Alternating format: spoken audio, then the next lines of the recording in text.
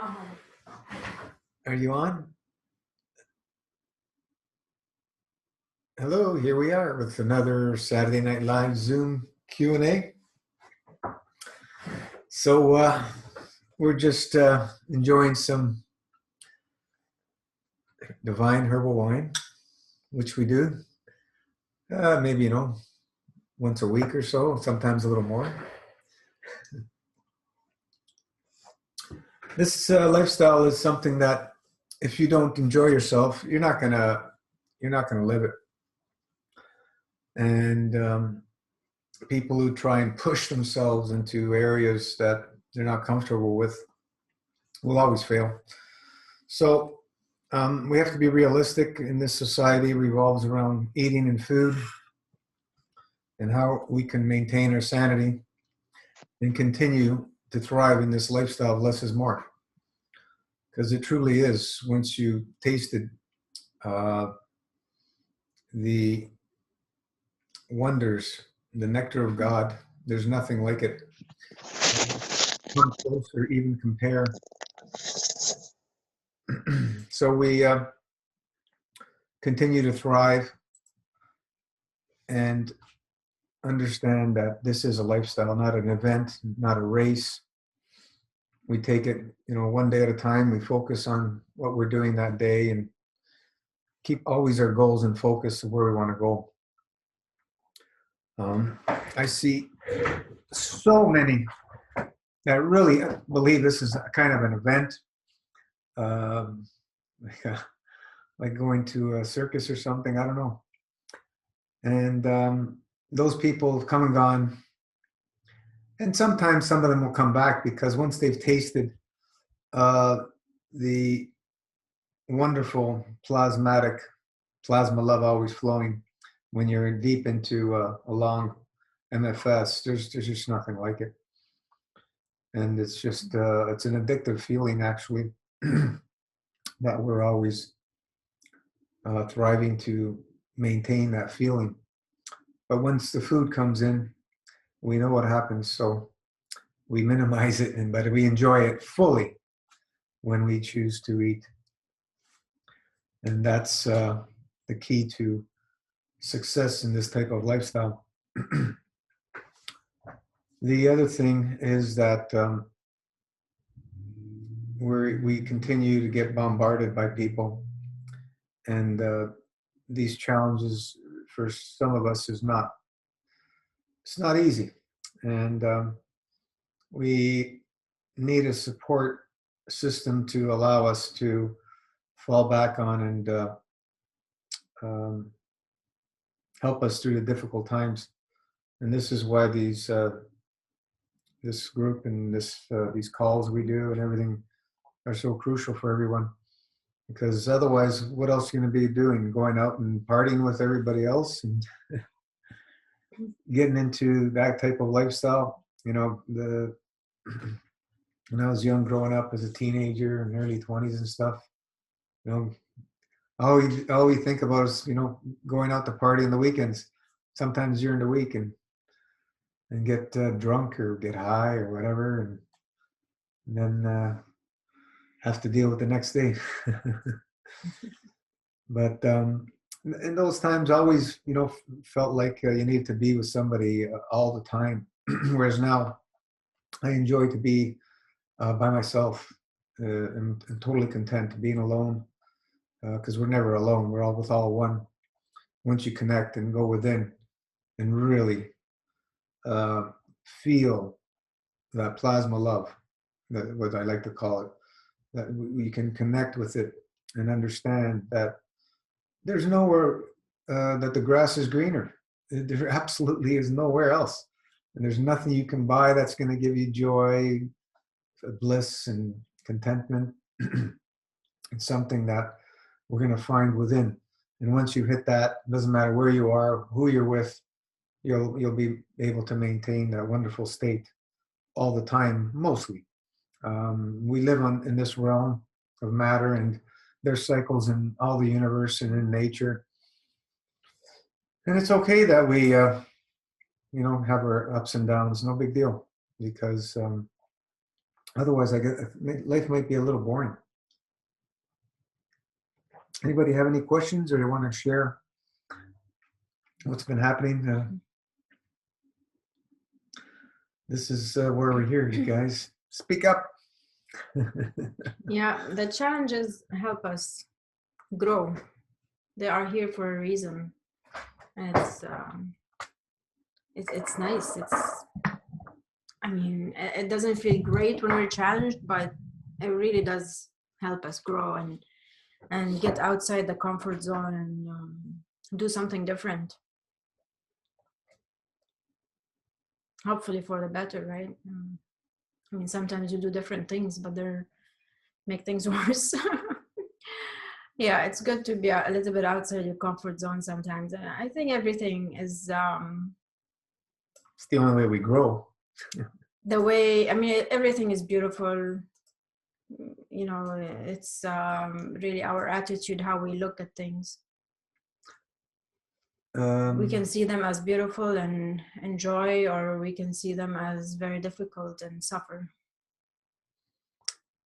Lisa, hi, day 33, full MFS, dry fasting for the monthly, 72 now. Awesome. Sorry, but I can't be on camera talking openly. Okay. Yeah, we understand. Good job, Lisa. Excellent, Lisa. You know, we had a short discussion the other day. Just, you know, stay focused. This is... it comes to surprise us sometimes after we've done a few fasts. We don't think there's anything else left into healing reactions, and by God, I shared my story about my horrific mucus problem over 5 years to clear it out over 5 years. And then I built it up again on high fat. So, you know, just keep plugging away, live it, love the lifestyle, and don't worry about time frames, because it's going to take whatever it takes. What we've seen on people that are on MFS and live it and love it, they're getting things done further and quicker than I've ever seen, and I've ever experienced in anything else. The way, you know, people are living out there. It just keeps digging. There's no plateaus, and that's the wonders and the beauty of this wonderful system that you know, came through us to share and allow everybody to enjoy. So have that faith. Have that faith. That's very, very key and important. That you're the only thing that you're having the faith and the trust is truly your soul when you're going into these depths of fasting. You don't need to believe in any science or any mumbo jumbo or anything. Trust in your soul, because that's really what's doing all the work through source, through God. There's nothing else standing in the way. Only the things that we put in the way through our belief system, through our programming, et cetera, et cetera, et cetera. And we've seen how many people have stopped their fast from fear, from people telling them whatever, crazy things. You're going to drop dead. You better eat right away. Or kind of, there's just total ignorance. It's okay, because they just don't have the understanding. And it's only going to come through many, many years of fasting, decades. It's going to take decades for most people to gain the understanding. And I've just scratched the surface with decades of fasting. I've just scratched the surface. So there's always learning happening with every single fast, from myself and from other people fasting. You know, it's wonderful when you've done so many fasts and you see other people going through fasts, and you can relate to what's going on and the fear that's going through them, because you've felt them. You've been through the situations that they've been. There's not many situations that people have been through that I have not experienced. It's pretty bizarre, but I've experienced quite a bit. I haven't done any surgeries and chemos and any stuff like that. And I'm glad I didn't have to go through that. But, you know, to those souls that went through that, you know, it's amazing that how the body can transform and balance itself out even after all that butchery. It's just truly amazing what the body can do, how it can restore itself. It's just, we need that faith. That's the only one little thing that we need, is that faith. You know, all the science stuff, I still read it a little bit here and there, but I look at it from a whole different view these days. And honestly, from what I've been through, I have not seen any of the sciences out there, mainstream sciences, help us in any way, shape, or form to heal our bodies and stay in a healthy state. I haven't seen any of it help us. So why put our energy into that? I think it just gets in the way and confuses us. It's always best to put your energy into trusting your soul. That's it. And connect with source. You get all your answers.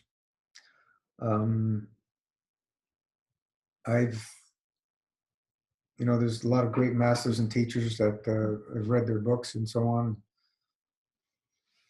We can learn wonders from them, but until you actually experience it, there's going to be some kind of barrier that will not give us the clear understanding.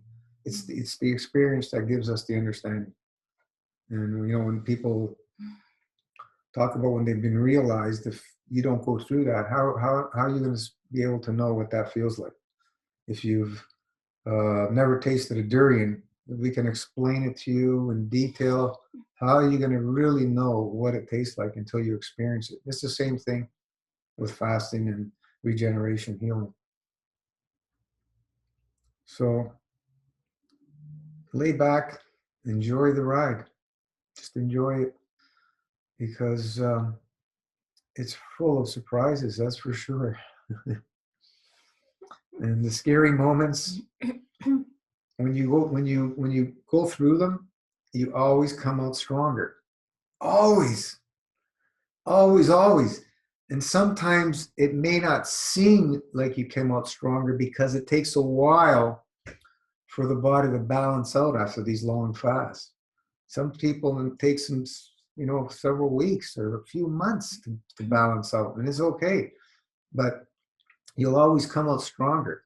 You know, the instant gratification, it's an illusion.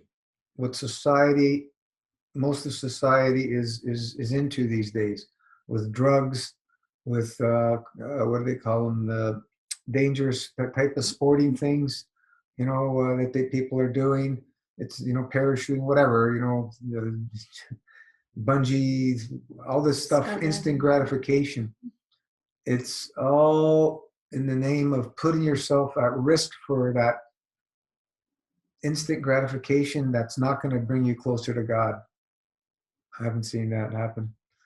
And people keep doing it over and over and over. And a lot of them end up dying and whatever. That's, I guess they wanted the way they want to go. But, you know, the instant gratification will come after decades of service to yourself. Because there's no time. So we can only work in the now. That's the instant gratification. 20, 30, 40 years working at it. Is anybody a speaker? Am I going to be blabbing? We got somebody. Okay. Yeah. Lisa said, thank you. You're all my thoughts. Okay. Thank you. You're all my thoughts. Challenges include strong headaches while dry fasting past the 40-hour mark. Strong this haste for tinctures right now. Yeah, it could happen. Feeling very full of the pudding. Yeah. Let it happen. You know, you can reduce the dosage when you're going through challenging times. I wouldn't stop them. Just reduce the dosages. and you know, thank them, love them for what they're doing, and it'll go through. You've been through it before, and it happens. You know, it can happen several times. These same cycles, because when you go through these cycles, we're going through a layer, and we may not have uncovered all the layers. So there's still fragments of these layers in the deeper layers. And as you peel them away, they come up again and again until they're completely clear. Once they're clear, you won't go through the same things again. And how long will that take? Who knows? Doesn't matter. It also depends on what we ate between the fasts, because we do mistakes, you know, that's another thing, you know, we fall off. Robbie, that's great, Lisa. I'm on day 41, feeling a bit zonked today. That's okay. I've only done a 4-hour drive. That's okay. I'm going to try organize a place and time that I can go longer on the monthly drive. I need to get a lot of stomach pain. I seem to get, a lot of stomach pain. Castor oil packs helps a lot with that. And then 42-hour drive. Robbie, great. You're doing the castor oil packs. Use the tools. This is key to keep us, keep everything supported. And so we can work through these times and not stop everything because we can't handle it. We want to work through them, because otherwise we're just going to put it off into the future sometime.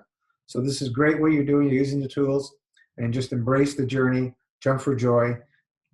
Whenever you're fasting, just understand that any change is great news. It's very difficult for people to comprehend that. But any change while you're on a fast is great news. Great news. And when you're breaking the fast, you're going to have many changes as well as the body tries and balances itself out again. So just embrace it all and continue. Stomach aches is just layers being peeled back. We don't have to have the exact know exactly what exactly is going on and how it all works. We have a basic understanding. That's all we need to know, because the soul knows exactly what to do with the body to restore it. Exactly. Don't have any doubt in that. Don't have any doubt. Have total 100% faith that your body has completely perfect program to run an autopilot. It's through the soul, being conducted through source. We can't separate from that information, from all knowledge of all creation. We're connected with that all the time. The only thing that separates us, from my experience, is food. And the more we eat, the more we get separated. So we need to get breaks with the food. And we need to, when we choose to eat, we eat minimal and clean. And you'll see as the years go by how things change in your perception of everything. Ranjit, hello, and everyone maybe in and out of this call as my parents and family here. Yeah, thanks. Nice for joining. Great. Always to see you. Hello. Adam, hi everyone. Nice to be part of MS Family. Day 3. Big love, everyone. Awesome, Adam. You've been around a little while, I believe. I have so many names. When I see faces, I can connect a little more. So many names. I can't even remember my own name sometimes. Just oh yeah. Okay. Hi, Adam. You've been. Is this isn't your first? Is it, Adam? You've done. Yeah, I've done a 21-day master fast, but yeah, this time I want to go for an extended period of time. Awesome. So kind of testing the waters before. So yeah, I've been around for a few years, but as it's coming round, I'm feeling now is the time to get involved. Is that accent from down under? Well, it's a bit of a mix. I'm from the UK, but I actually live in Perth, Australia now. So I've got a bit. You got a bit. Awesome. Right, cheers, guys. Hey, Gino. Hi. I'll talk quick. I promise I won't take everyone's time like I always do. It's okay. I don't know what day you're on. I think it's nearly close to 80. Awesome. yeah, I just to let people know, to help share information, that I call my master fast 3 trimesters now. The first trimester, for me personally, reflecting back, has been the most challenging, even the first week, the first 2 weeks, and the first month. And the reason why, for me personally, was most challenging is because you're actually dealing with the monkey mind. And you have to find a way, if I can give people advice, you have to find a way to deal with that monkey mind and get into the presence and awareness as quickly as you possibly can, because the mind will win. And the way I did that was because my intention originally to do this fast was to do first 40 days and 40 nights was my intention. But my intention was to connect with the awareness as quickly as I possibly can, because I knew to do 108 days, you have to be in that realm. There's no other way. I feel personally, maybe other people have done it another way. For me personally, and I'm an average Joe, just an average person, and that's the way I had to do it. So the first 30 days was hard, and the monkey mind was there. And the first 2 weeks were the only times that I actually had a fall 3 times. They were the only times I had a fall. And they were very little falls. They weren't quite big or anything like that. One was a piece of fruit, one was a cup of coffee, and one was, I had a little bit of my mum's Indian food. And that was the first 2 weeks. And I remembered that feeling when I ate that food, that it really played up with me, but I still blessed it, loved it, because it had to teach me a lesson. So that was the first 2 weeks, then the monkey mind, and then people. Okay, so dealing with those people around you and the ones that love you, you've got to find a way. And it works, because even yesterday, we've just had a family member pass away in the UK, my mum's sister-in-law, and she had a bleeding on the brain, in a coma. And my cousin rang, who's the oldest of the whole family, said to me, I'll catch up with you on Tuesday. But she goes, I know you don't like to eat much, but we'll go for a walk. So that so for me, I thought my awareness told me to start teaching the people that I love and care around me, to train them about my lifestyle that I'm choosing to live. And it's not about them, it's about me, and it's training them, and it's working. And my parents are doing the same thing, because they now ask me, oh, you're probably going to have your grape juice when I come over, right? And they taste the grape juice now. And then my dad is continually asking me, oh, when should I fast and when should I eat? So now he's skipping breakfast. Awesome. So, yeah, so when you change the cells in your body, and I know we talk not in the quantum field, we talk in the plasma field, but the quantum field is still here. So they speak to your cells, and I feel that energy. And it's just an amazing, but the first month was really challenging. Those first 21 days were so tough, and you've got to be hard on yourself. You've got to be disciplined, and you've got to meditate. And I walked with nature every single day for nearly an hour and a half every day. And the other thing that happened this morning, which I have to share with everyone here, because one of my goals was to do a headstand cartwheel and a backward bridge, right? And I've got my nephew and niece, every time I see them, I've got them helping me, because they know my goal. And today, the first time, I did a headstand against the wall, and I nearly cried. So, I said to my niece, I said, she's only 10, and I said, you help me do my headstand, because you told me to take my pillow away and do it on the carpet. And I said, I couldn't do it on the pillow, but you showed me, and she helped me, guided me up, and like I just did it on my own, and we both jumped for joy. Like, it was just an amazing experience to have with people that you really love and care about, who may not be on the same path as you, but they want the best for you. They really do, because they care.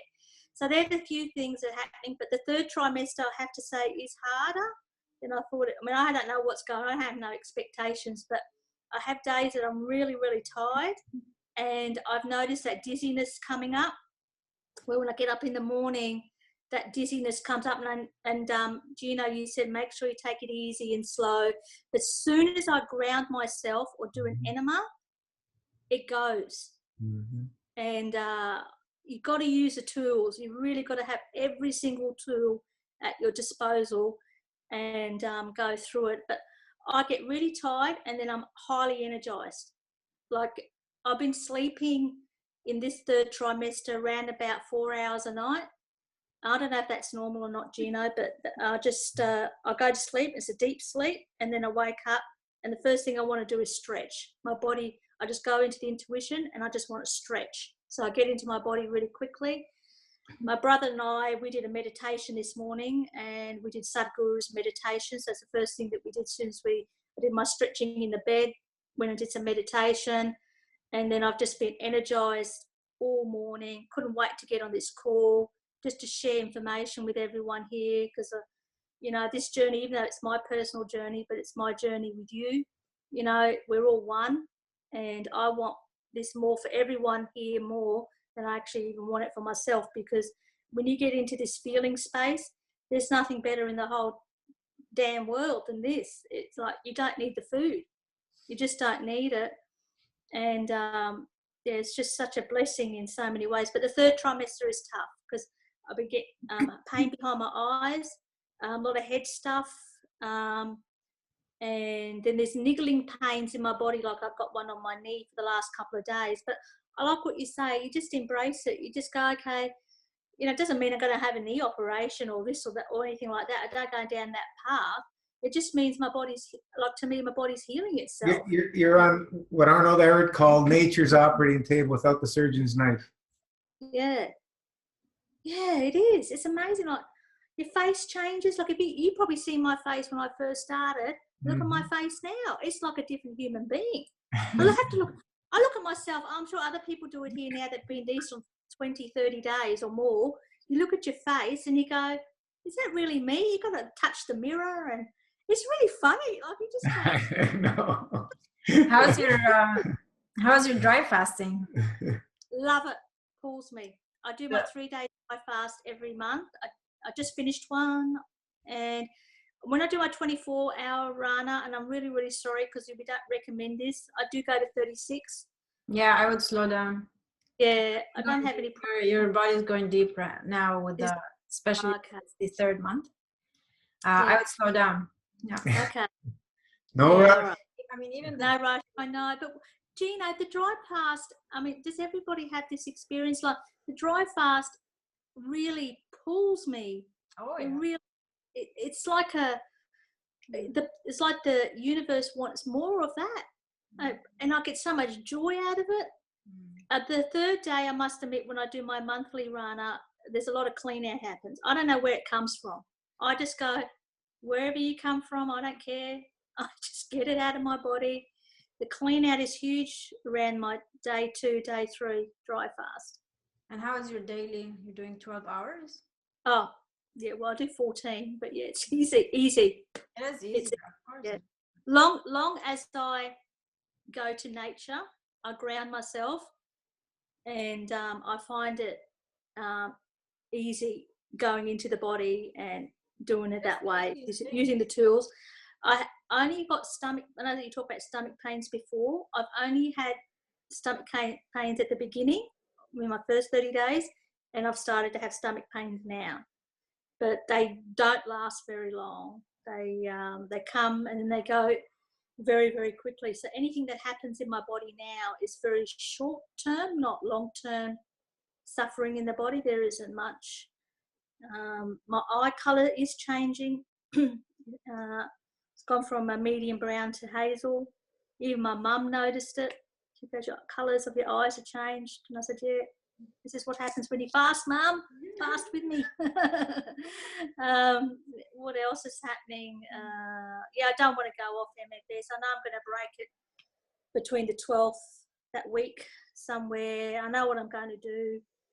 You know, I'm going to stick on the grape for a little while, and then I'm just going to start with having little bits of watermelon, because I'm craving for, you know, hydration. But hey, do you know, I reckon I'm hydrating anyway, because like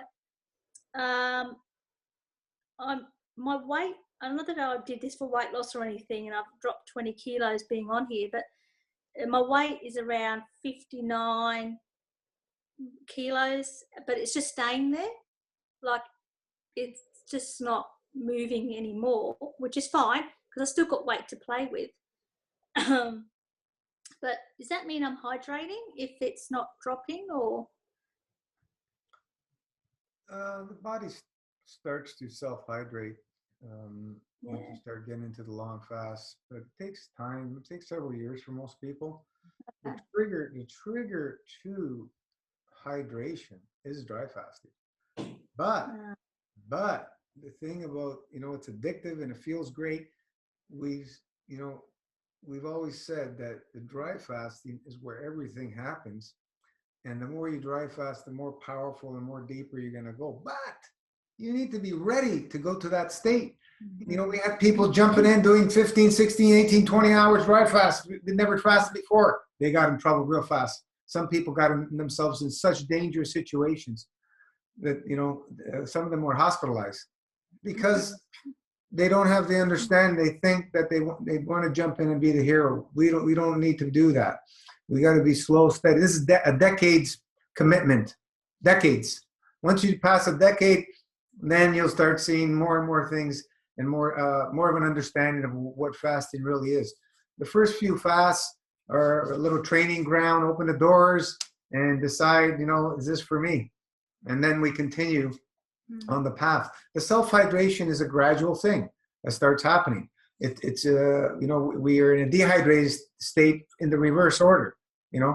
From our mother's belly, and from where we start growing up, we start getting more and more dehydrated up to the point where the average person is like 20 or 30%, 20 to 30% in a dehydrated state. The average person today. I don't care how much water they drink. I don't care what they eat. That's the average. So how do we reverse that? We live a lifestyle less is more. I've not seen any food or any water hydrate people. We're seeing so much magic happening in this lifestyle because number one is we focus so much on cleaning the GI tract. And once you clean the GI tract well, what starts happening? The lymph system gets clean, the glands get clean, the cells get clean, the head, everything gets clean along with it. Everything starts moving. And that's the beauty. And where and why the dry fasting shines. We've got lots of people dry fasting out there. They're eating regular foods, keto, this, that, and they're dry fasting. We don't see any regeneration happen with these people. Yeah, they get some good effects. And some of them are going to get themselves in trouble over the years, especially with the diets they're eating. Because when your gut is full and you're dry fasting, where does all the energy go of the dry fast? Into the gut to try and neutralize what's there. It's not working at the cellular level, at the soul level, I like to call it. It's not working at those levels. So when you clean, and you're doing these dry fast progression over several weeks and months, the dry fasting starts really shining. We have some miracle stories the transformations that some of the people went through were just incredible. Kelly Kibbe and Artie and Marin, like just amazing things happening with people that were in severe situations. And, this doesn't happen. Like Artie has been fasting for years. She wasn't getting anywhere. She was scheduled for surgery.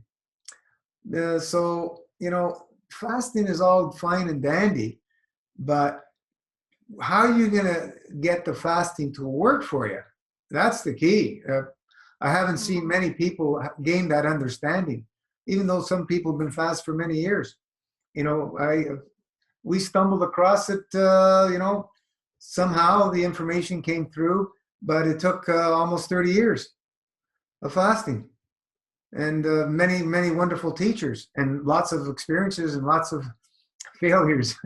So we've just scratched the surface. But we do have that understanding now that you got to get that GI tract to open up in the plasma vacuum tube, I like to call it. You got to get it to open up.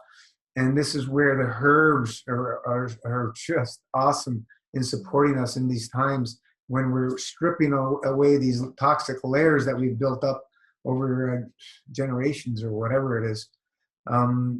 Today's man is more toxic probably than the history of humanity.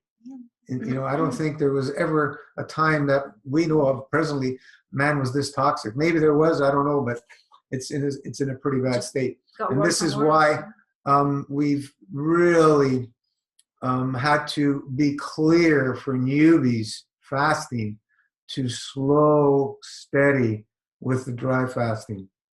Yeah, some people can be doing 16, 18, 20 hours and they get away with it. Per day. Doesn't mean that everybody will. So why take that chance? What we've seen is people start going for a few weeks and then all of a sudden, bang, it hits them and they get into trouble. It comes on quick. They start feeling nausea and the juice gets too sweet. These are signs. And they get backed up because the body just can't dump quick enough. So this is why we're careful, and there's no reason to rush. And, you know, the number one tool of defense is your breath work with enemas. So just be careful.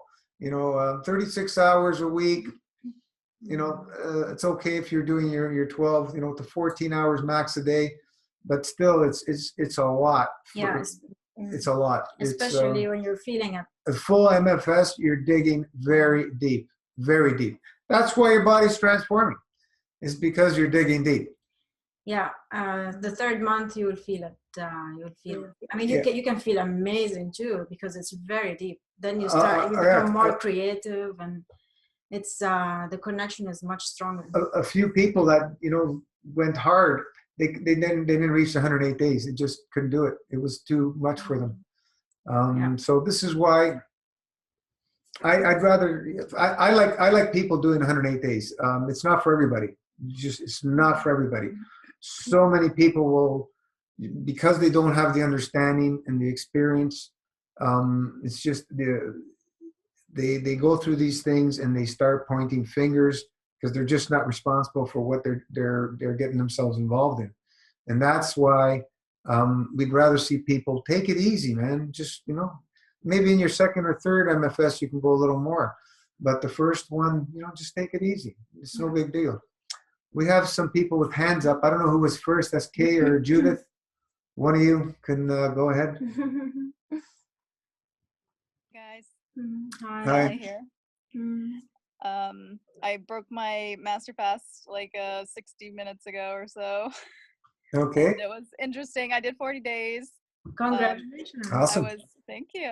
I was terrible at dry fasting the whole time, but I stuck to 12 hours. It was pretty simple to do. It just a little short on time most of the time because I'm just too busy and think life goes by too fast. But it was, overall I felt great. I hate to stop, but I know it's lame, but I want to enjoy Thanksgiving with my family with eating. I don't eat like turkey or the gravy or pork or anything, but I hope not. Not now. I want to eat my what's that? When is Thanksgiving? It's next Thursday. Okay.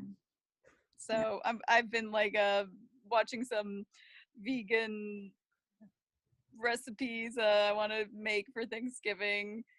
Unfortunately, it's not raw. You want to do fruits? A year. I can't miss out on it. You got to be careful. 40 days is, it's up there. Yeah. You got to be careful. I just broke with pineapple, which probably wasn't the best thing, and my mouth is on fire. My first bite, my stomach hurt, but it tasted better. It tasted better than my stomach, or it tasted more better. I know that's not a proper English, but it tasted good enough that I would ignore my stomach hurting. Pineapples are usually not ripe. Not ripe. Oh, this one was. Oh, that's fine. Yeah. This was yellow and it smelled so sweet. So I went to the produce market and I got a couple different choices, but I was smelling them all and I decided to go with the pineapple. I had a honeydew too, but that probably would have been better. But the pineapple was so sweet. I've never had that sensation from pineapples in a tropical island when I pick them ripe. I've only had that in ones we get imported. Even if we ripen them here, right? Yeah, they're just completely different. They don't ripen really properly. Ripe. They don't ripen properly. Well, unless it's I mean, I don't know. I buy pineapple regularly, and some are definitely riper than others. This one was ripe to me, from my perspective. I used to, but I haven't had anything to eat. So for 40 days, so I don't know if it's just all my taste buds coming alive. I wouldn't do pineapple. I mean, I used to think I had, when I used to eat raw food, I used to think that I had raw pineapple in front of me, right? Like it smells, the whole kitchen smells like pineapple and it's like yellowish. And then I cut it. And because I was having mono meals and I would have maybe the whole pineapple for one meal. And then halfway through, my tongue starts bleeding, like drops of blood. Yeah, it eats the skin. Yeah, pineapple's a great fruit. It's just It's you not know, ripened properly. the fruit that is best for breaking the fast is fruit that goes through you the quickest, meaning the one that gives you a bowel movement the best. And it'll be a little bit different for everybody.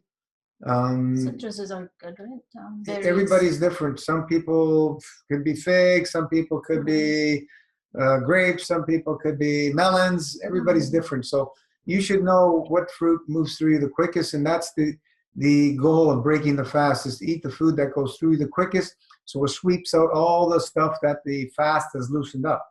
That's the key for breaking a fast. And fruit, of course, is the one that we choose, so it moves through us the quickest. But that's really what we're looking for. We're not looking for any nutrition, any of that stuff.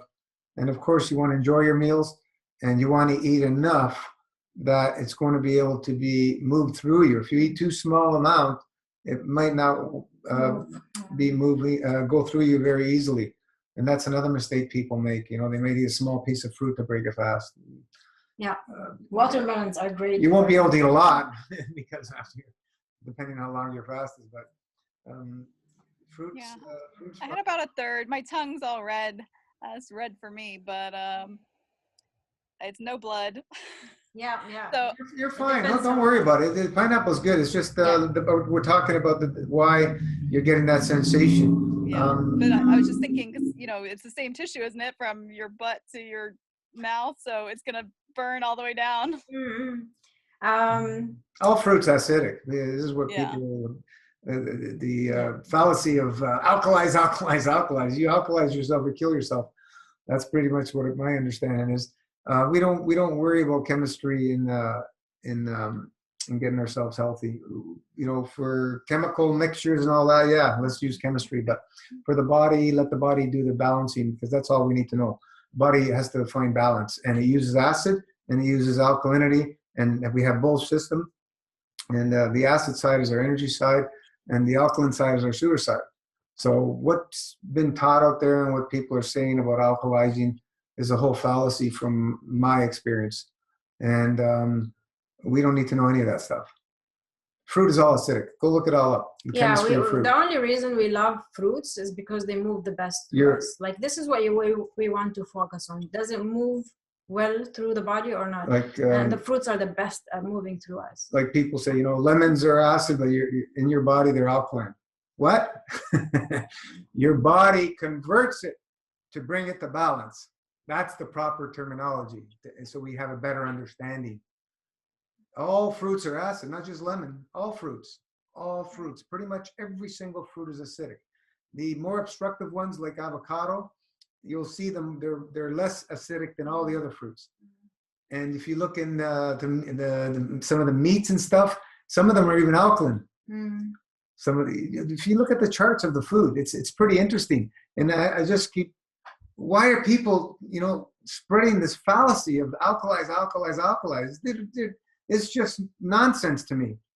It's best is don't worry about any of that chemistry stuff.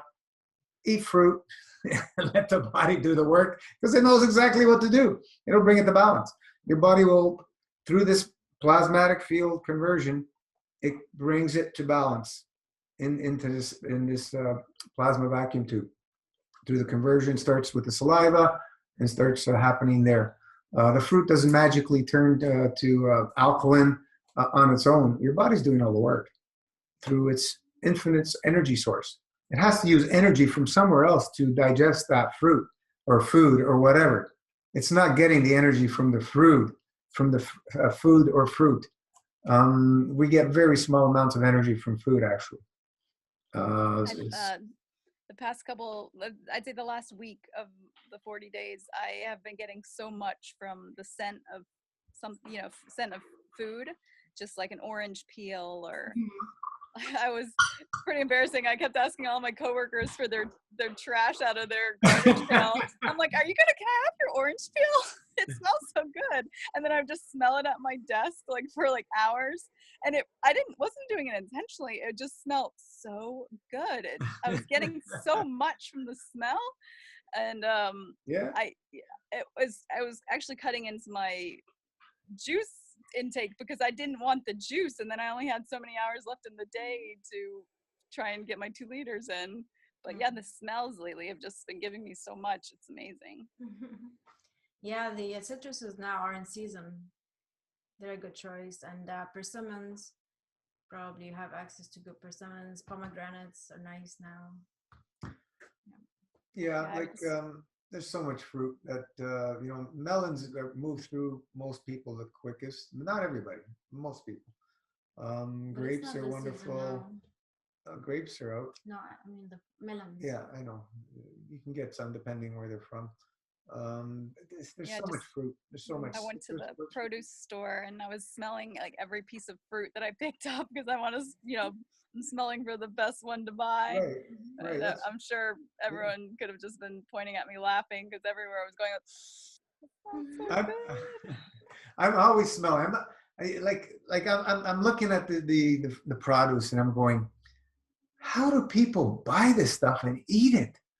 It's some stuff like mangoes are literally hard as a rock. Like, whoa, like what are people buying? And there's tons of fruit in these supermarkets. Like, I mean, a lot. People are eating this stuff. People are eating it. They're buying it and they're eating it. I got stuck into buying like far too many fruit that's not ripe, and then what do you do after you cut it up? You just throw it away immediately. Do you try and eat it? I mean, I feed it to the dogs. Yeah. If Now it's I not just try ripe, not to buy anything unless it smells good. I guess you can cook it if it's not really not ripe. Otherwise, what are we going to eat it for? It's not going to be satisfying. Yeah. And it's not the best for the body when it's not ripe. Not ripe fruit would probably be better than eating anything else, right? Even though it's not ripe, but it's not satisfying. It's just doesn't hit the spot, doesn't connect. And when we eat, we want to enjoy every bite. And ripe fruit is enjoyable. Today I had unripe mangoes, and they were not good. Yeah, I mean, they were good, I guess, if they stayed for maybe a few days, at least 2-3 days. But it's so disappointing, when the first meal that I ate, I broke my fast on mangoes, and they were not good. I felt like I would have rather drank the juice, which tastes good, Be careful. Be careful. Florida, yeah, and there's mango trees everywhere, but it wasn't until I was maybe in my early 30s that I had a fresh mango off of a tree. And since then I'm hooked, and I'm always chasing, a fresh mango off the tree, because what we're sold in the store it's a fallacy. That's not what a mango should taste like. Like the mango when it's hot from being in the sun all day, oh my goodness, it's amazing. And it's such a shame. And 90%, I mean, I try and buy stuff that's soft, that smells good, but it's still, the majority of the time, it's still disappointing compared to, what it should be. Exactly. Yeah. When you eat fruit warmed by the sun off the tree, there's nothing like figs. When I was in Italy, pigging out off the tree, every once in a while I'll buy them here, as best ripe as it's just not satisfying to buy them, to eat them. It's just not. There's no comparison. And everything's like that too. Whatever it is, grapes off the vine, peaches, pears, plums, apples. There's just no comparison at all. And we've been robbed. Half of us don't even know what this stuff is supposed to taste like. I mean, we try it, we think it's right, but in reality, if you grew it yourself and ate it when it was truly ripe, you'd probably get so much more from it. When we were growing up in our backyard, we had peach tree, and I've never tasted really a peach like I've tasted back then. I can still remember. And we had grapes, Concord grapes, the black. We had the white. We had pears, plums, cherries. So when you eat that stuff, it's that memory doesn't go away. You understand the true way fruit is supposed to actually taste like. And like you said, if people never experienced it, they have no clue what it's supposed to taste like. No clue at all. So we do the best we can in the situations we're in. That's all we can do. And I'm just saying, be careful now that you've broken your 40 days. Stay on fruit if you can, as much as you can, and make sure you keep the bowels moving. If they don't move on their own, just keep doing enemas and stuff and keep them moving. Get the things to flow out of you. Even if you have to do enemas for 2, 3, 4 weeks, some people take 3, 4 weeks before the bowels start moving on their own. Don't get frustrated. It may not feel good either when your bowels aren't moving, but that's why continue doing the enemas. It's better to do enemas than keep everything inside. I just got a Kalima board too at the end of like pretty much, I don't know, the mid-30s in my fast. And I've tried it 3 or 4 times and I just do not like it. No, it's your It life. doesn't seem to get as high. And then even the water, I go through, I don't even know, 15 liters. And the water in the toilet is not even that dirty. It just doesn't seem to do the job that an enema bag. Kalima Board does a much better job. It's continuously flowing. It's going. Don't worry. If you feel that way, do an enema at the end and hold it in. Yeah. So And just roll around or whatever. But the Kalima Board does a much better job. take the Do you water guys- in as much Because as you can. you got more volume of water. But I don't think it's getting as high up, and my body's not pushing it down. Like I don't have a full release immediately. As soon as I get off the Kalima, I have to run to the other bathroom to do a release because it's not coming out naturally when I'm in the laying down position. And for me, I Yeah, feel well, like you can kind of sit up, and get back down. yeah, I was trying all that, but nothing's happening. I just feel like it's like giving birth. You don't want to be giving birth laying down. You'll get used to it. It really does do a better job than what are they doing when you're getting a colonic? You're lying on your back. Yeah, but she You're said she didn't moving. release. I didn't like my colonic. I didn't release anything. She said, "Oh, And then when I went to release, I was shocked because I was expecting the water to be clean because after doing 6 to 10 liters of an enema, the water is pretty much runs fairly clear. And when I got up from the colonic, it was like bag 1 of an enema. Every session will be unique, and you got to be relaxed and let things flow. Don't have high expectations. Yeah. With the colonic, sometimes you will release in the bathroom. After the colonic, sometimes you don't. I mean, me too, not only my clients, but sometimes you do, sometimes you don't. And on the Kalima, do you guys like mark the bucket to show how much water you're doing? Because I feel like with the enema, I try and get the whole bag in, so I have like a gauge on how much is going in, how much further I have to go to try and get it. So does anyone mark the bucket? Does that help maybe? To what? So how much you holding in, or? Yeah, like every liter, so if you're trying to get 2 liters in, you got to go down 2 dashes or something. No, just take in as much as you can handle, and let it. Don't worry about these things. But I don't feel like I'm getting. It's not enough. I don't know if I'm just releasing too soon. So you're lying down, and the water is going in, right? It's going in. Are you taking it as much as you can? I mean, I try, but and then I don't feel like I don't have that much of a retention. I feel like at least with the bag, I can see where I'm like, okay, I did 1 liter. Okay, next, eventually I'll get to 2 liters. But for the Kalima, I have no gauge on how much is in there. So I was like, I feel full. I keep going, and okay, now I got to release. Just think of a dirty sponge. You get 2 dirty sponges of equal crap inside them. You got 1 pail that has 1 liter, and you're going to only use 1 liter to wash that sponge. The other pail has 5 gallons, and you're going to wash the sponge with 5 gallons. Which will do a better job? Well, I feel like to me, it's same scenario, but you take the 1 gallon and you put it in a jet hose and you spray off the sponge. That will be better than just taking the sponge and dropping it in a 5-gallon bucket. You're still going to have a cleaner sponge with the 1. you're working with the water when you know what I mean. It's moving, it's flowing, and it's washing. I don't think Anyway, it does for me in the Kalima, but I'll keep trying. But I just feel like maybe my body doesn't respond unless I'm sitting up to release and. Not really, no, Yeah. because there's pressure of the water. It's not like giving birth. With giving birth, you're not putting anything into you. You're just getting something out. But with the Kalima, with the enema, Kalima, colonic, everything, you're getting water pressure into you. So your body wants to release it. So even if you're lying down, but maybe you're not doing it properly. Like for me, I take the water when I'm doing Kalima. I take it in as much as I can, and then when I start kind of feeling that it's leaking, it's coming out, not leaking, but it's coming out, then I stop and I release. I stop the flow, right? Do you stop the flow? Yeah. Yeah, don't worry about it. And then take it back, as much as I can. And then when I feel like the water is starting to come out, I can't take it anymore. Then I stop but like, I don't worry about these things. I just wash my colon and just be happy. I got so much crap out, really. That's it. Oh, yeah, on the Kalima, you don't really see what's coming out.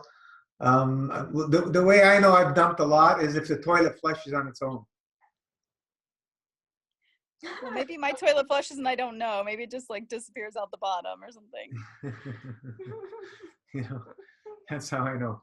But you'll get the hang of it, and you'll see. Like I said, if you feel that hasn't gotten clean, do it enema at the end and see what happens. Yeah, But, that's what I've been doing. It's no big deal. To do 5 gallons of enemas, you'd probably be there 2 hours. Yeah. There's no comparison. You can't get that volume of water. When I did the Kalima, I was like, wow, this is an amazing invention. I did it last year at Gino's here, and I was amazed. I was like, this is amazing. And I was doing enemas on the weekends at home. So yeah, a huge difference. There's no comparison. And the fact that you don't have, also if I leak on the floor, the mess, on the Kalima, you're lying down you're on the toilet, so no problem, enjoy and just relax, I don't leak with an enema, but I don't really, one of the things I don't like about the Kalima as well is that you do get wet, like in your lower back, at least maybe not your lower back, but it kind of goes up a little bit. And, yeah, or you can take a quick shower, just your lower body. All is well. Anyways, thanks for sharing your experience. I was just trying, I don't know. I feel like there's got to be other people that are on my here from my perspective. I know one person who doesn't like Kalima, but I don't know. Now you know two. Yeah, 2 people. But I'll keep trying it. I mean, it's an investment. It does do a better job, that's for sure. It does. Okay. It's just I trust you guys. Get the hang of it, and then you'll learn to love it. But the enema bag, never travel without it. Yeah. It's kind of difficult traveling with a Kalima board. It's so heavy. It's so heavy. I'm a small girl, and it's like, oh my god, pulling it all together, and the bucket getting it up on the windowsill. Yeah, get your husband to make something to fill it right where it is. That's true. All right, thanks, guys. I'll let someone else talk. All right. Have a good night. Thanks. Judith? I was just going to say to SK, I had better releases after the dry fasting, and I had big issues because I did a mini 1 month before I started my 108, and I had big issues with the enemas, but I try and get a colonic done every week because I find the colonics, I don't know, they help me a lot more. I haven't got a Kalima board. I just do the enemas, but sometimes I don't have anything come out but I still feel good because I don't know why. If it's the water getting up in there, I feel clean. I can feel really squeaky clean, but I find that I get more releases after my weekly dry fast, and then I might have a couple of days that nothing comes out. I just go, well, it is what it is. The body knows better than I do. But it did take me time to get used to it. It's the first time I ever done an enema, and it was just really weird. It's such a weird feeling, but now it's a normal feeling. But yeah, colonics I find after the dry fast really helped me. I don't know why the dry fast, but I seem to dump more Oh yeah. after the dry. You Yeah, keep cleaning. I don't know why. Yeah, Oh yeah. yeah, you probably know. Yeah, but I also prefer after the colonic, at least, I mean, after the dry fast, at least, you know, 1 day of drinking before they come for a colonic, because they will release much better. Yeah. Because if it's too dry, they can't release much. Lisa, I feel like There's I'm waiting. Judith, right? Yeah. Yeah, yeah. I feel like waiting for the amazing thing. Last Saturday, I grew new toenails. Yeah, it's a miracle. This time I have had some pains, but it's very minimal. I almost feel too good. And when I say too good, I still have a burning acid mouth, 5.5 pH. Yeah, yeah, yeah.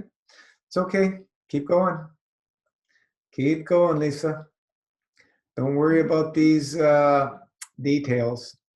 Understand everything the body's doing, and it knows exactly what to do. Exactly. Judith, do you have your hand up? Are you still there? Yes, I am. Hello. Hello. How are you? Okay. Excellent. You? Mhm. Challenge. Challenged. Yeah, I just want to share like an experience that I had for the last 3 days because I'm on day 15 today. Mm-hmm. And Man. then I've been having a lot of, my first master fast was the same as well. My first 108 days last year, it was a lot of emotional healing coming up. Mm-hmm. The first month, and then I remember I was even like I even thought about stopping the master fast because I felt like I was depressed. I was getting depressed, but the master fast was just showing me, you know, the thing that I couldn't see when I was eating. And then so this week been very challenging emotionally as well, and I've been writing a lot, and I've been burning, you know, going in the garden and burning all the thing that I need to move on. I still have to do it a few times. I think, you know, like you said, sometimes, you know, you have to do it a few times before getting a result from it. But I realized that for the last 2 days after work, I get so emotions that I don't want to feel or sit down with my emotions. And then what I've been doing is just binging on Netflix until 2 o'clock in the morning, just watching, you know, like series or watching like movies. And then I just didn't want to face and sit down with my emotion. Even I thought a few times, like, okay, you just have to write it down, you know, just sit down and write whatever you have to write. But somehow, I don't know why, for the last 2 days, I've just been, So I realized that yesterday, I was like, oh my God, I actually been doing that because I don't want to face, you know, and then sit down with my emotion and my feelings. And so it was a very good experience for me. That I've been going through for the last few days because that today I had the same, and I was like, no, you're not gonna do anything, just sit down and write. And then I just feel better, and I did a lot of collect enemas as well today, so my head is a little bit better. But it's funny to see all the, you know, the thing you try to do to avoid to face whatever is going on, you know. So that's it. I just want to share that. Yeah, this is exactly. We've all been through these times, and sometimes it's a struggle and a challenge to embrace and allow it to flow. The monkey mind tries to do everything to make us avoid bringing these things to the surface and releasing them, and it's okay. Just find something that you can work with, whether it could be, you know, being in nature, grounding yourself, music, whatever, something that will allow you to help it flow. And it could be something different for everybody. So, you know, sitting quiet.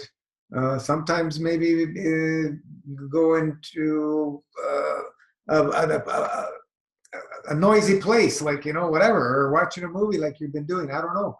But there'll be something different for each person to allow them to let these emotions flow. And it's okay. For whatever it is, allow the experience to happen without judging it or without letting that monkey mind get in the way, because it's always there, that monkey mind, no matter what. It's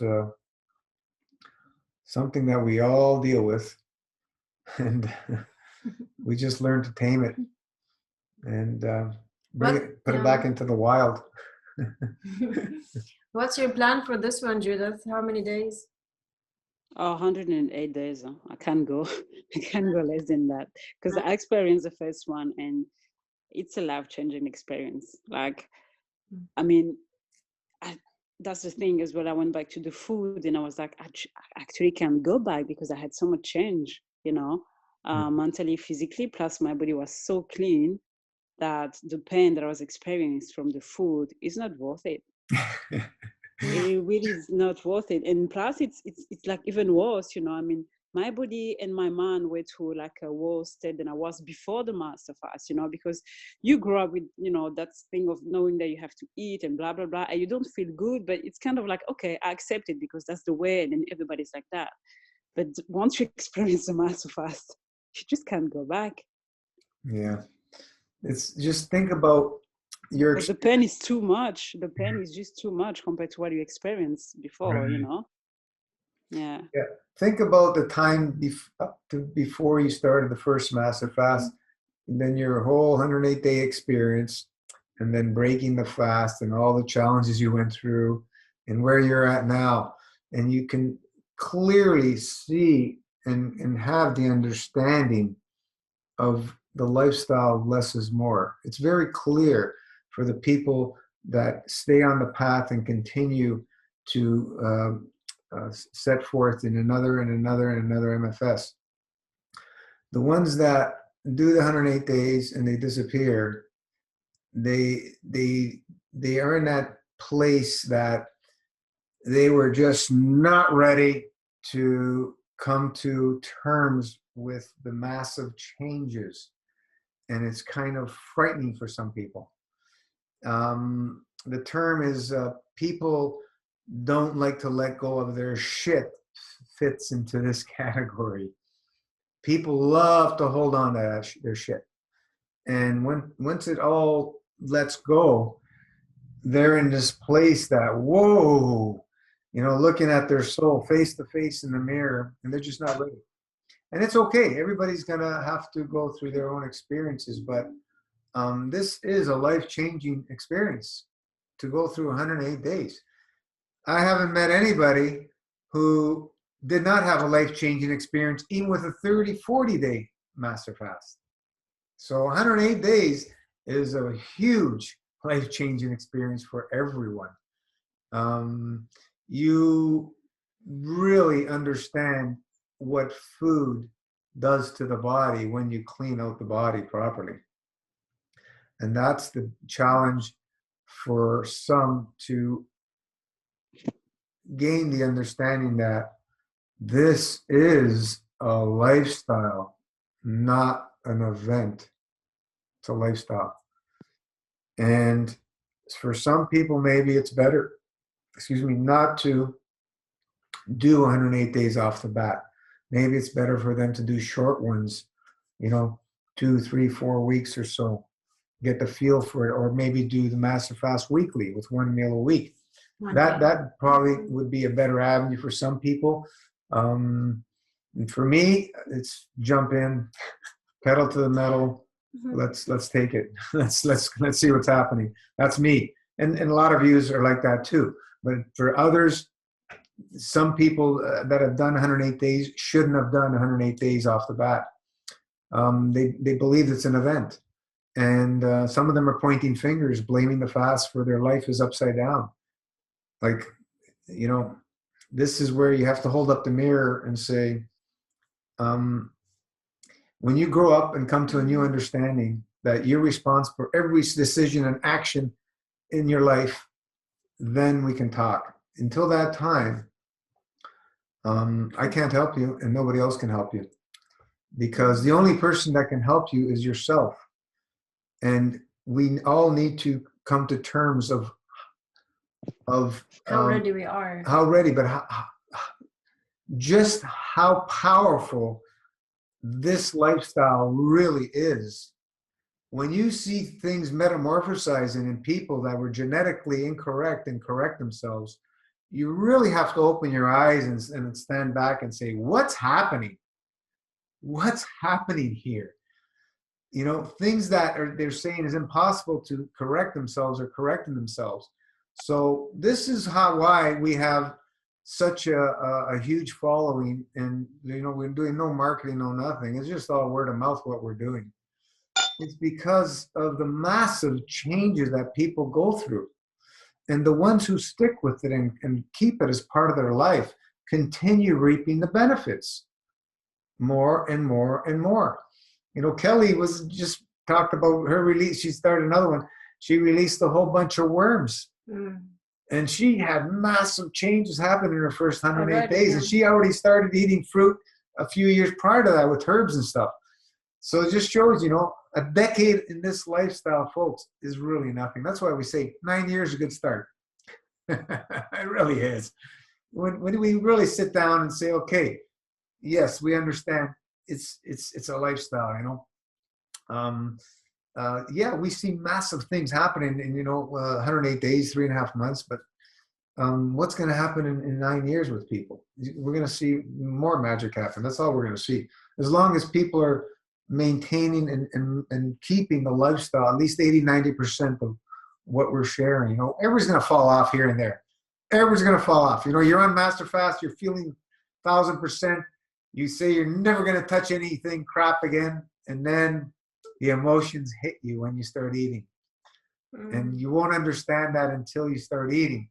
And just be ready for what we're talking about, and understand that the monkey mind comes on 1,000 times more powerful when you start eating. Judith, this is your second 108 you're planning, right? But did you do any long ones in between these two? No. So Anything like 40 days? No, right?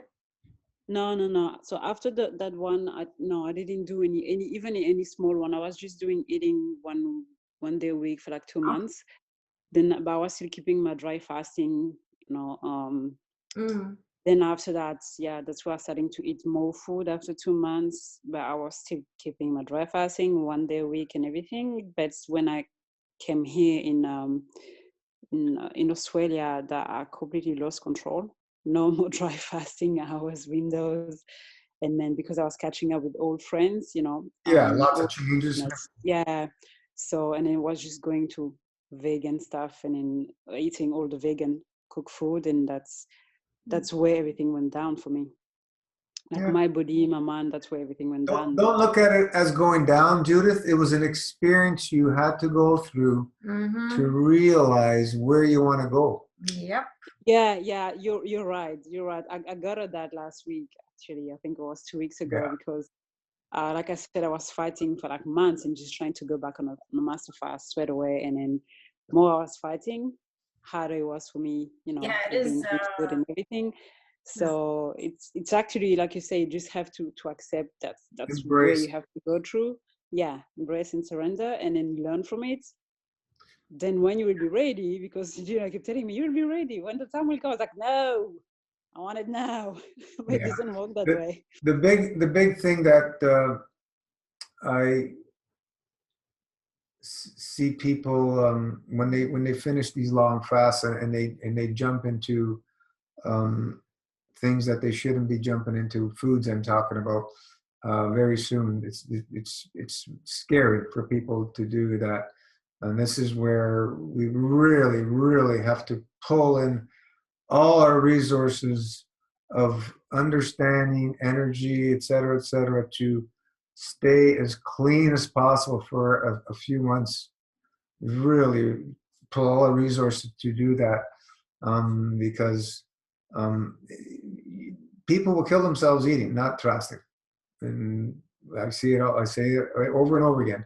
Fasting won't kill you, eating will, especially after a long fast.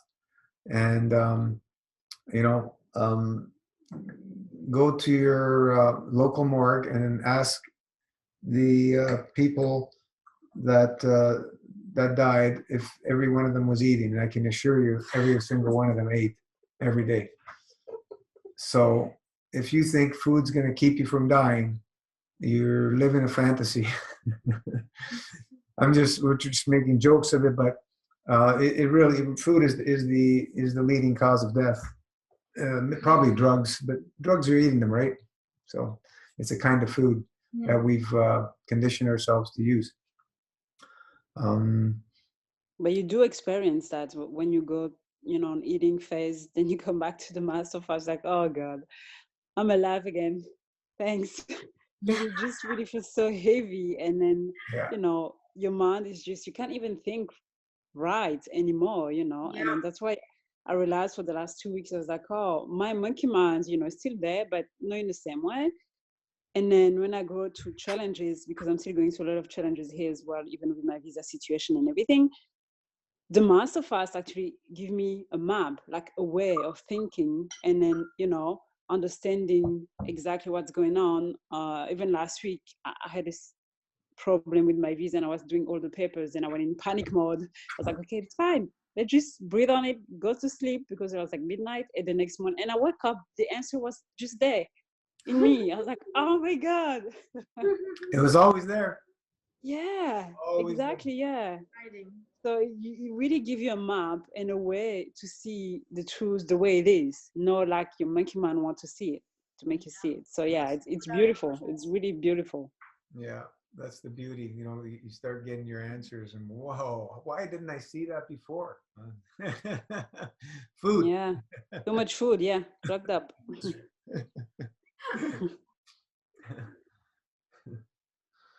What do we have here? We have Robbie.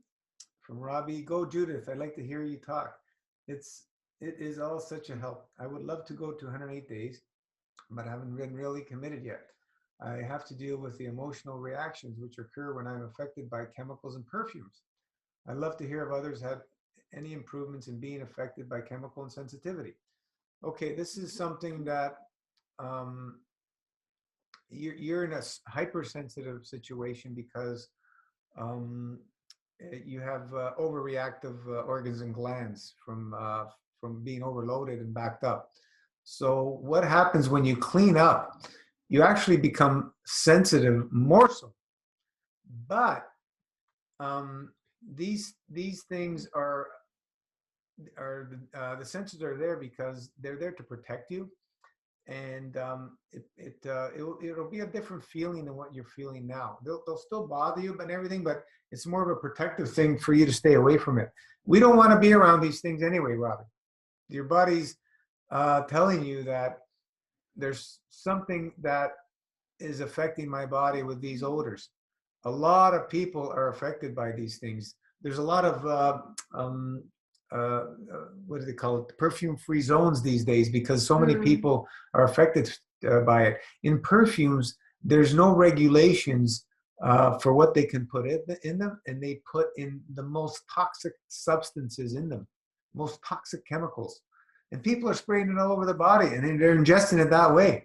And the nasal passage that we discussed is the gateway to the emotions for our physicality. So when you're taking in these odors, oh yeah, you're taking in the fields of all these chemicals and everything. Sure, they're going to affect you, but we want our senses to be awakened. If you're in a numbed out state and you're breathing this stuff all day and you don't even feel it, you're not feeling it, but it's doing damage. It's just your senses are shut off. So you want to be sensitive. It's just not in a hypersensitive where you're getting reactions and so on and so forth. But we're always going to be sensitive when we clean our bodies with these chemicals and stuff. And it's a time where we reflect, and maybe we have to clean up our homes and move into areas that are cleaner so we can feel more balanced, closer to nature, and so on and so forth. But fasting does put you in like a much at ease, right? When you are exposed to these toxins. Yeah, they're stronger. The odors are stronger. All your senses are awakened when you're fasting. But I feel that we're able to face the toxicity better when we are fasting than when we're eating. When we're eating, it's like the body doesn't know how to handle it, but when it's in a detox mode, it's releasing. Do you notice any difference when you're dry fasting versus drinking, Ravi? Can you You have unmute? to, let me unmute you. Hang on. Go ahead. Oh, okay, yes. Dry fasting, I feel better. The longer I don't consume anything with calories. And that's what I was also noticing when I was eating, because I was having a green and berry smoothie for breakfast, which was any time between 11 o'clock and 3 o'clock. But as soon as I eat, I would start having a lot more brain fog. But if I was reacting to a chemical from the day before, I would notice the tiredness and the mental fog after I'd come in contact with it. But the next day is when I would start having the emotional reactions, which might be anxiety, depression, all sorts of crazy things happen. But the dry fasting's better, but I'm only doing 24 hours once a week, and I've only had the opportunity to do 142. So I'll try and go a bit further. Next time I'm going to try and do it at my brother's place, where I should be able to just cloister myself away a bit. Yeah. When you're dry fasting, you're getting into that squeeze zone. And then when you start drinking again, you're washing up all the things that the body's loosened up. And that's why some people say, I like dry fast. I want to dry fast longer because they feel better on the dry fast. But once you dry fast, you got to get out the stuff. And that's what people don't understand. That's why we have squeeze times and we have wash times, right? But we can't dry fast forever. Most of us can't. So we need to wash because we're so plugged up for many, many years of eating obstructive foods. So we balance it out. And the way we have it set now, pretty much anybody can do the master fast, from sad diet to clean eater, whatever.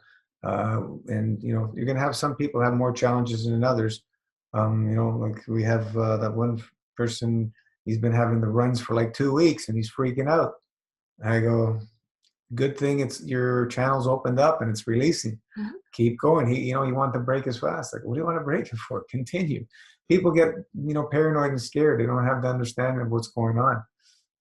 You would only hope and wish everything breaks loose and just starts pouring out. That's the good news. And so it comes out faster.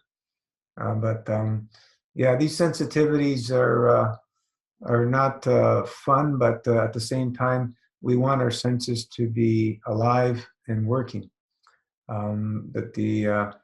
You'll see changes happen as you clear out the GI tract and the lymph starts moving up and the kidneys and the other glands open up. You'll see different. You have a different feeling than what you're feeling right now. Just like when you're on dry fasting. If you stay in clean eating, if you go back to obstructive foods, you're not going to like the way you feel. So it's one step at a time, and embrace the changes, embrace it all. This is where I think we've shared with you the Buteyko breathing method, and they have one that you do if you're in anxiety or having panic attacks. You want to breathe less. So when you're around these toxic chemicals, you're breathing in less. Yeah, you can practice breathing less around them. So you train yourself. This takes many weeks and months and years for people to train themselves to breathe less, because most people are breathing way too much, just like the food. They're eating way too much. And you can't stop eating right away, and you can't stop breathing right away. It's gradual through the art of subtraction. We're subtracting things so we can work more efficiently. That's all we're doing. Yeah, it would be nice, if there is a perfume and you smell it, just hold your breath and try not to smell until you're out of the area. I think you said you have essential oils? Yes. Yeah. Keep using essential oils. And you bring them with you, so if you're ever surrounded by it and it's bothering you, just use your essential oils and breathe less. Train yourself. and it'll all pass. And if you feel off from that experience, from those senses, from the odors and stuff, when you go home, just do more enemas. Enemas always open up channels and get things flowing. Emotional as well. If you're very emotional, enema. And whatever it is, enema, first line of defense, along with your breath work. Thanks, Gina. Everything is fine. Your body knows exactly what to do. When the monkey mind starts talking, say, shut up. The body knows exactly what it's doing. That's it, honestly. Make it our new mantra, because we come up with all kinds of crap from other people, and it's just nonsense. It's not easy. Yeah, it's a new path for all of us. So. Yeah, it's nonsense. Really, it really is. Like they believe they have more intelligence than our body. Really? Yeah. Okay. Well, they have their white jacket and 10 years of schooling. So what? All the papers and all the white jackets on this planet don't come close. There's not even a scratch of all creation's knowledge. So it's not even a grain of sand.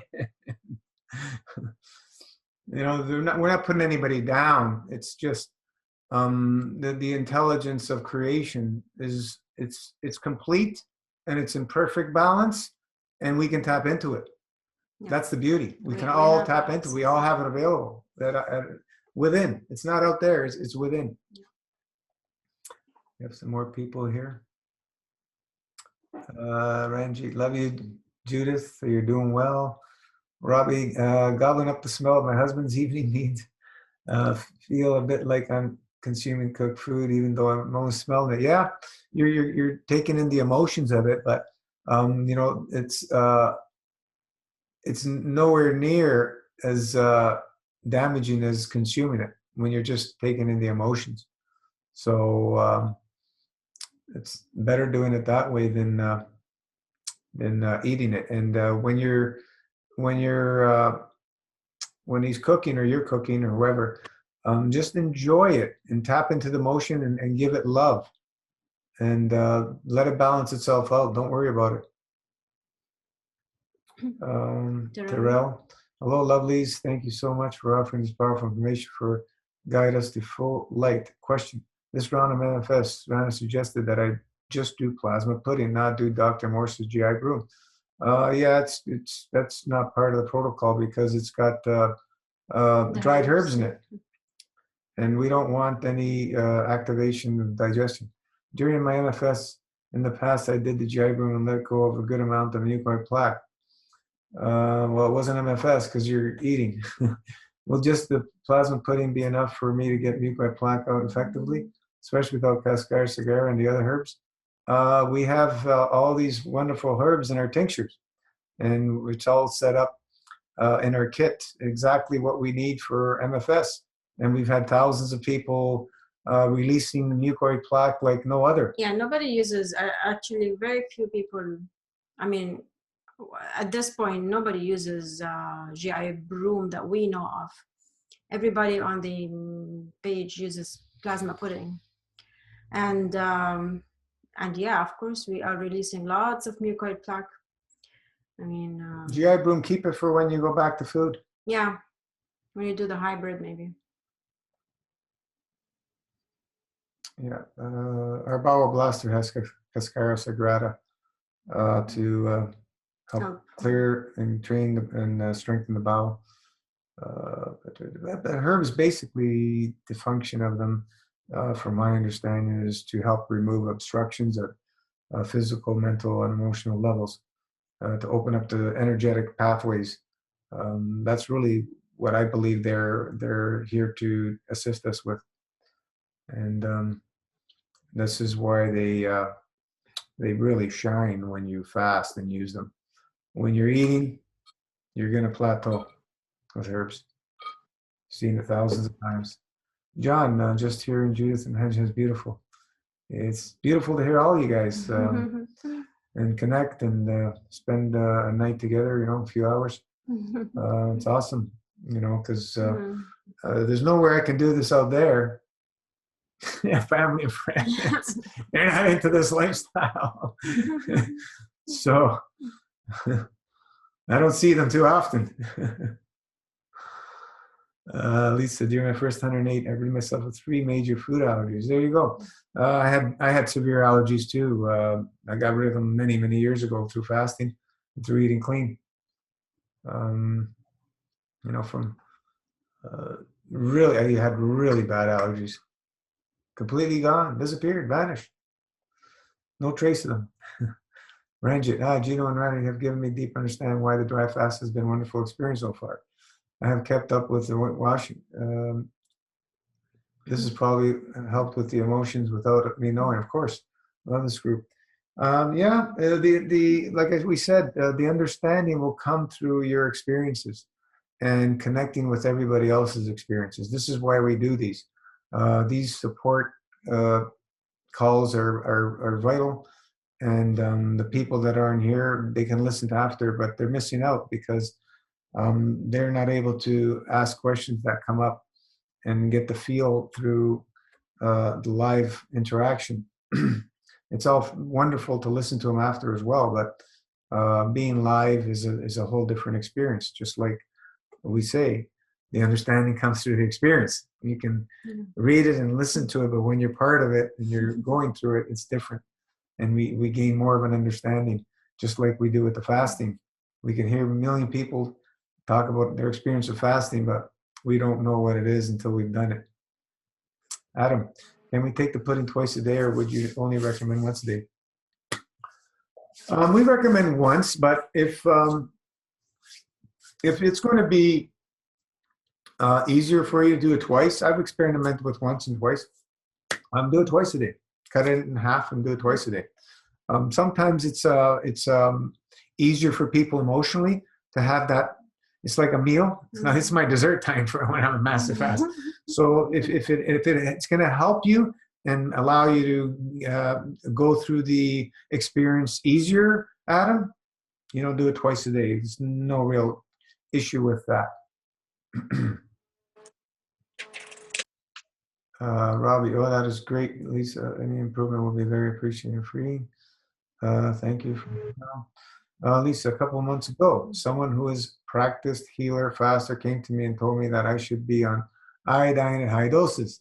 I contemplated that the use of this to get my thyroid going, but then returned to less is more. Yeah, I've done that myself. Yeah, you can stimulate things and never correct them. With a specialist, yeah. We're deficient in everything according to most people in the alternative and fasting world. We're deficient in everything. That couldn't be further from the truth.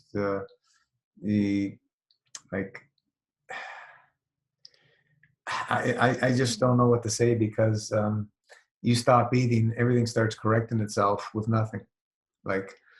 And all these people, I was there. I was one of these guys. Oh, you need minerals. And you need this. Yeah. And I've done the iodine specifically. Iodine. I fell into the trap. There's groups out there on one mineral. Iodine, magnesium groups. They're looking at one mineral. Okay, what about the rest of the periodic table? Yeah. It's just very small window of viewing and understanding.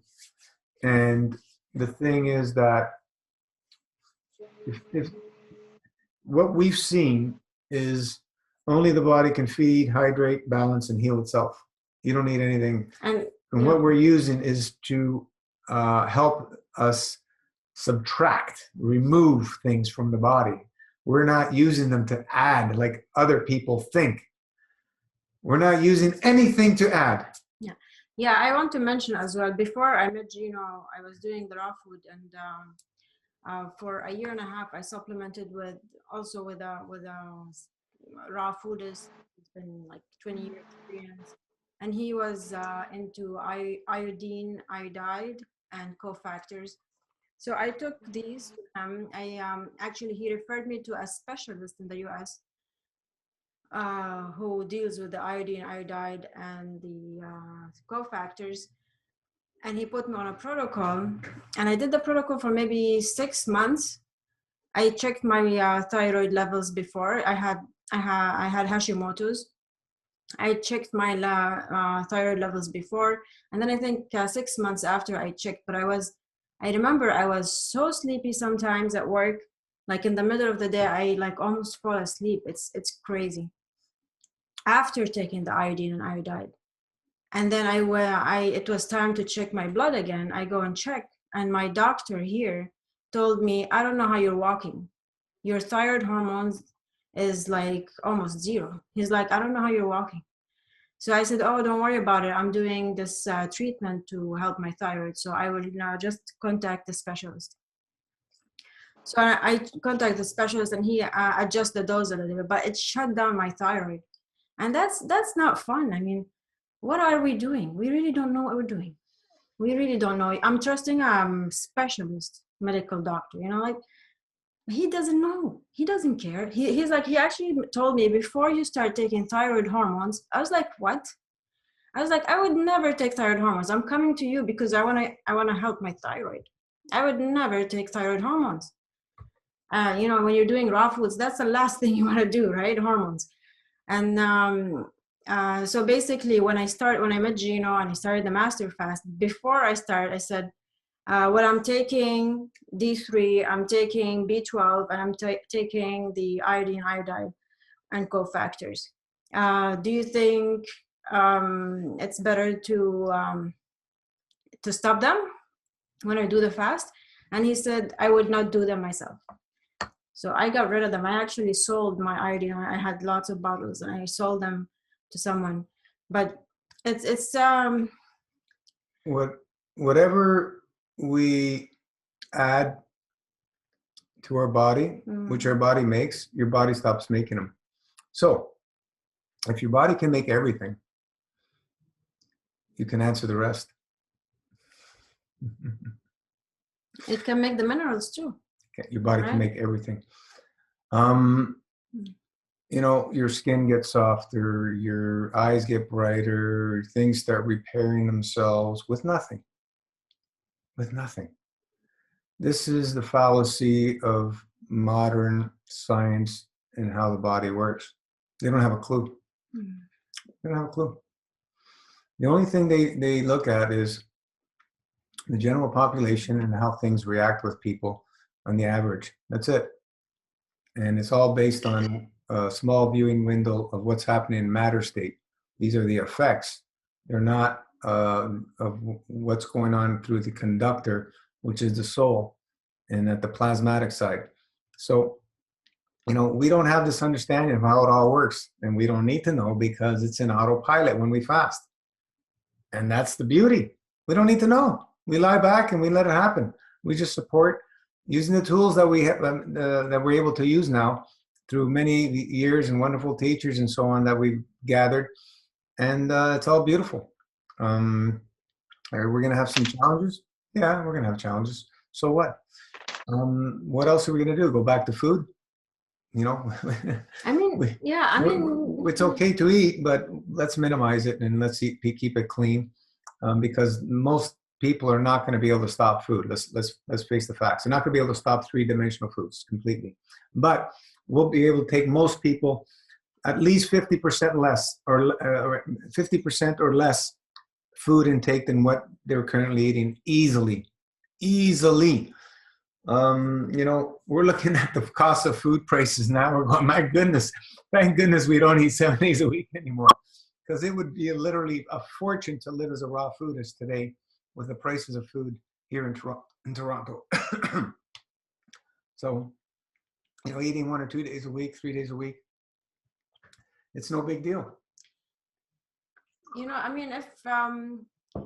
If breatharians can, if we believe in breatharianism, if they can live and thrive actually, and they are, in my opinion, stronger than any other human being who is eating, if they can do it, it means that we don't need anything from outside. But now maybe you don't believe in it, right? But when I did 108 days, everything felt better, right? everything felt better. So I'm definitely, more of a believer of breatharianism than ever before because of my experience. Just so if somebody, if I could feel better on 108 days than when I'm eating, that's more than enough evidence. That's more than enough evidence that we have it, we have it. And Rana, I wanted to add, because I had chronic anemia before I started my 108 days, and I was on iron supplements. And many times they try to get me to do blood transfusion. So in Australia, normal is 25, mine will go under 2. So they were, like how you said with the Hashimoto, they couldn't believe that I was still walking. I have not taken any iron supplements since I've been on MFS. My fingernails, and this is why I always show my nails sometimes on the Facebook Live, because they've got colour in them. How come I got colour in my cheeks? And why have I got colour in my lips? And why have I got red under my eyes? Yeah. So it really comes down to what you said before, and I think Gino said this before, and I took this. It's belief. And when you believe in the other dimension and not the 3D dimension, and your thoughts go into that, like, it's just so liberating. And when you're on the 108 days, you're not eating, you're just having the juice. And I'm sure the grape juice will probably give me some benefit, with the cleansing and, and stuff like that. It's good for you. So I haven't taken any iron supplements for the first time in years. I was forced to take them because otherwise they were going to force to put a blood transfusion, and I never wanted that. I don't know how I got through, them not forcing me to do that. But yeah, I agree with you. In the 108 days, your body's so once people start eating and they start bringing in the foods, and then they start getting into more and more obstructive foods, all things start going off, and they're going, what's going on? And they're blaming the fast. Mm-hmm. The fast fixed them, and then they go back to food and they're blaming the fast. It's just backwards. But Lisa, just assist your thyroid, do castor oil packs on your thyroid, massage it with the burnt stick, open up the energy channels. You have a lot of emotional stuff going on, to voice things and so on and so forth. So we need to help and assist and work in that area. Visualization. There's many things you can do to aid up being in nature. I remember when you started, Lisa, you said you can barely do anything, and then you started gardening and this, that, and the other thing, which you haven't done in years. So one step at a time, one foot in front of the other. I'm glad that you, stick to your mindset of less is more. Once you get into these supplement stuff, you're going to only cause obstructions, which cause imbalances.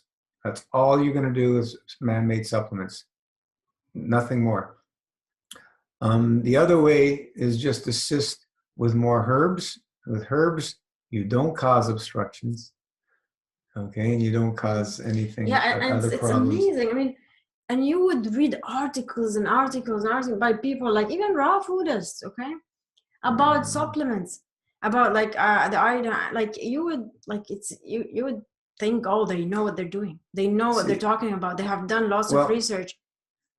It's really confusing. What happens is people are so deficient in stuff.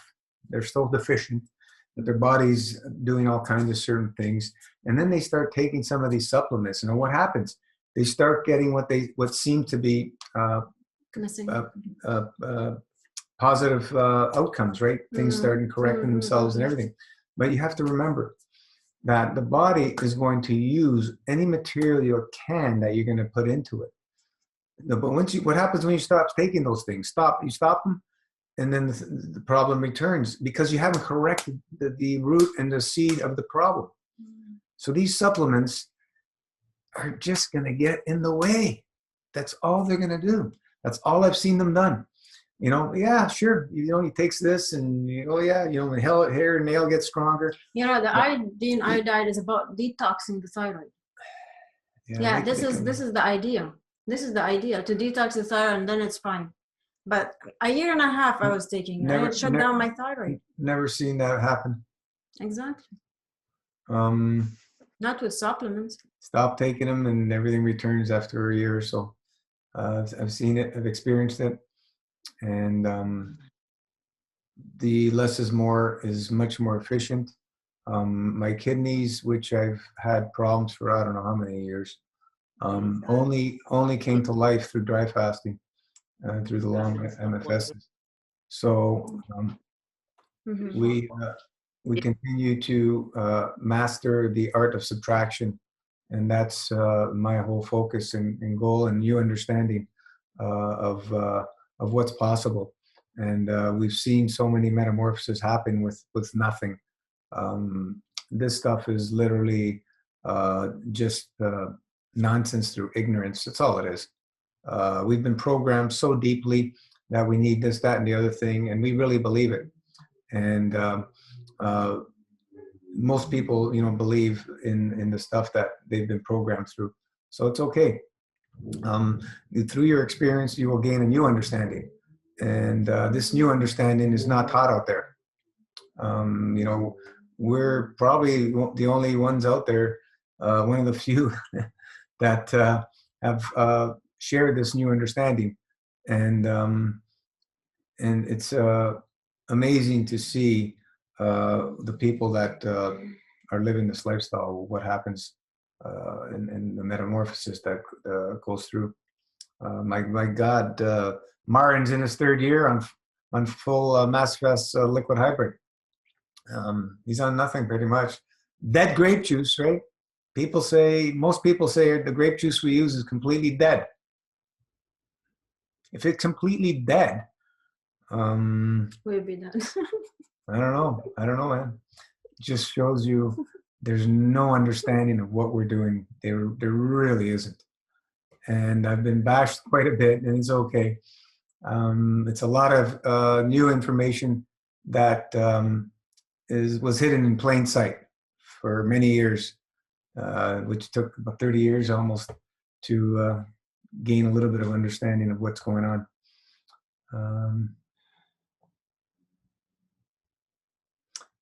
Lisa, when I started this fast was truly the first time that I identified with that Rana had said so long ago. It was that I would one day feel better fasting than eating. And yes, that is how I feel now. We all feel like that. I love to eat, but I love to fast more. That's it. Who's going to hate eating after all these years we've been eating with all these wonderful flavors and aromas from our mother or whoever cooked for us? It's not something that we're going to turn off immediately. Yes, Lisa, I am so different. I am so thankful. It is true that I could barely put one foot in front of the other when I started this journey nearly 2 years ago. Lisa, I remember you could barely do 24-hour dry fast. You mastered 3-4 days or whatever you're doing now. I had a family and small kids and baby, but now I'm hiking once a month, going to the gym with my family and jumping rope, shooting the basketball and indoor rock climbing. I'm also starting a small business. And that's what are you into? Coming up to 2 years now. Lots of changes. Grape juice is like liquid gold. It is. It's the liquid Drano. It's a powerful cleanser. That's all we're using it for, folks. We're using especially after the dry 24 hours and you have your first taste of that grape juice. It's like, whoa, man, your taste buds, everything, you feel it in your GI tract, because your senses and nerve endings are so high. Yeah. It's like it is like gold. It is. I love it. Yeah, it's the understanding comes through the experience. Robbie, wow, this is all amazing, Lisa. I hope it changes my life with this as much. There's no hope. There's no hope, Robbie. Many people have gone and are doing this. There's no hope. If you commit and live the lifestyle, there's no other alternative but for the body to change. It has to happen. There's no other way, because the soul is dictating what's going to happen when you give it the trust. You're removing the three-dimensional area when you go into fasting. You're connecting with source, and that's where all the magic happens. It's that connection to source. This is what we're really doing here. It's we're putting aside the three-dimensional world. Think of it that way. You know, when you go into your dream state at night, you can instantly be anywhere you want. So in this matter state, because we're here, we're experiencing the same thing in slow motion. The instantly happens in weeks, months, years. Whatever you perceive that where you want to be, it's gonna happen, but it's gonna take time. There's a process in the three-dimensional world. It's very slow down, and that's why we have solid. Everything's slowed way down. The high field strength realm where everything is happening, everything is instantaneously. There's no time, space, no nothing. So all is well. You know, we have. I stopped saving testimonials and stuff. It's just too much work with me taking care of my mother and stuff. But we have tons there, and if you're on the pulse, reading people making posts of what's going on. There's so much, and then people sharing on the videos. It's just endless. But people are just looking for that cure, which doesn't exist. Who wants a cure when we can be in bliss and thriving? Who cares about the cure? Who cares about the disease? Disease It's is a whole thing, you know. It's a whole package, you know. diseases are illusions. They're man-made creations. Like, you know. Yeah. It's okay, you know. We've all been through this stuff, and it's okay. So let's, you know, try and I don't know, have more tact with people, I guess. I'm a little impatient. I just like to get people the information. I don't like to sugarcoat things, if you know. I've gotten better over the years, but let's get the information. You know, all the other stuff is irrelevant to me. And other people don't see it that way and they get offended or whatever, but we're here just to get you the information. That's it. This is what this group is for: support, information, interact. All the other stuff is nonsense. Doesn't matter.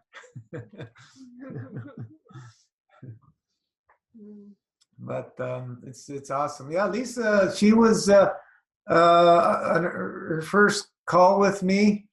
She was freaking out on her first dry fast, I think it was.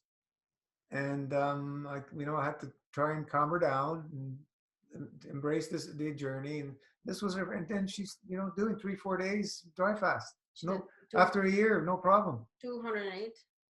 Yeah. 208 days. So, guys, it's gonna take whatever it takes. And she still has challenges. She still has challenges. So what? She's back. Who cares? Yeah. What are you gonna do? Go back to food? Yeah, we can go back to food part-time. Back on track. Part-time. Yeah. Until we say it's enough, and then we fast again. And this is what I've been doing for many, many years. And the biggest thing that set me back was when I fell into the science thing, and that almost killed me, in the high fat crap. It was all for a lesson. It was for a purpose to be able to gain the understanding. So it was a blessing of what happened,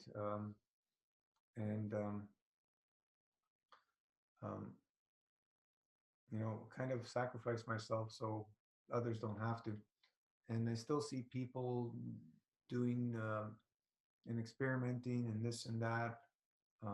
I still do kind of experiments, but the foundation is here now, and we have a basic understanding of what works. And we don't need to go too far away from the platform of MFS here. It's powerful, and there's no plateau.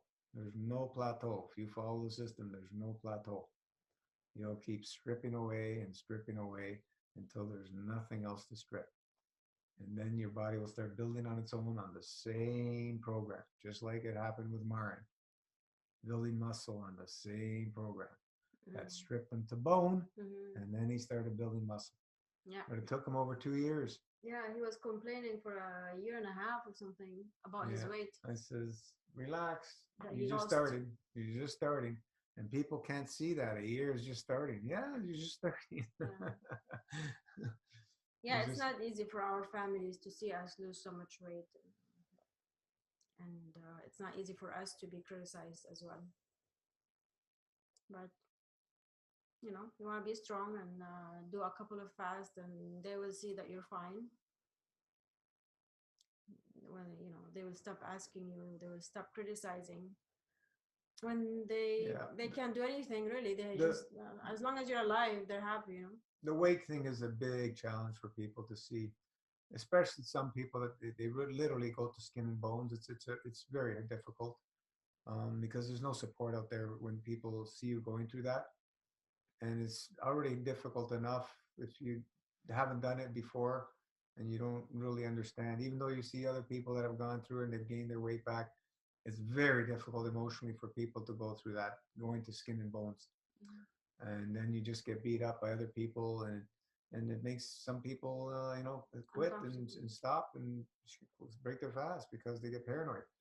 But pedal to the metal and keep the faith. I haven't seen anybody die fasting. I've seen them die eating. That's the way I see it. So who do we want to trust? That's the dilemma. Who do we trust? The White Jackets, scientists, or do we trust in our Creator? Because most all spiritual gurus, teachers, emphasize the importance of fasting. Why? Who was in one of them? Who was it? That he wouldn't allow any students to enter his school until they did a 40-day fast. Does anybody remember who that was? I got so many names, but it's interesting. It's, Spiritual teacher. Pythagoras. Yeah, that's him. He wouldn't allow any students to enter until they did a 40-day fast. Now, wow, what an understanding that guy had. You fast, and I'll teach you.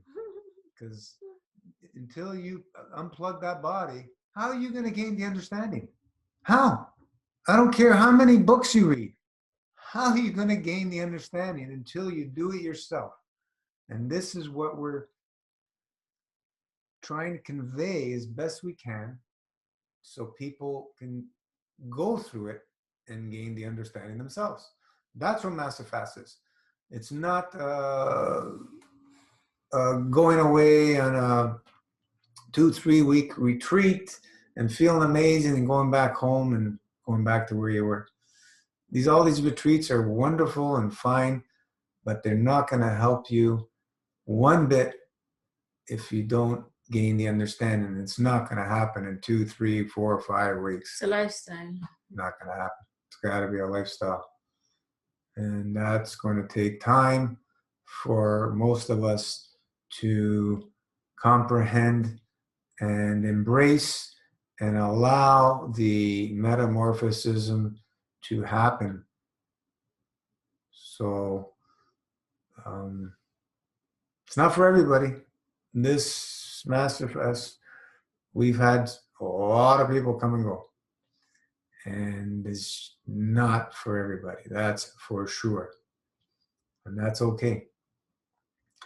There's many paths for people can choose.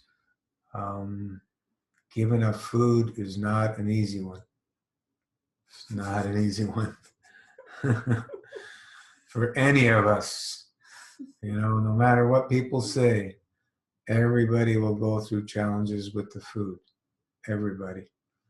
It's just how we react with these challenges and how we come out and allow them to be our learning experiences so we can make better choices each time and not keep falling in the same trap over and over.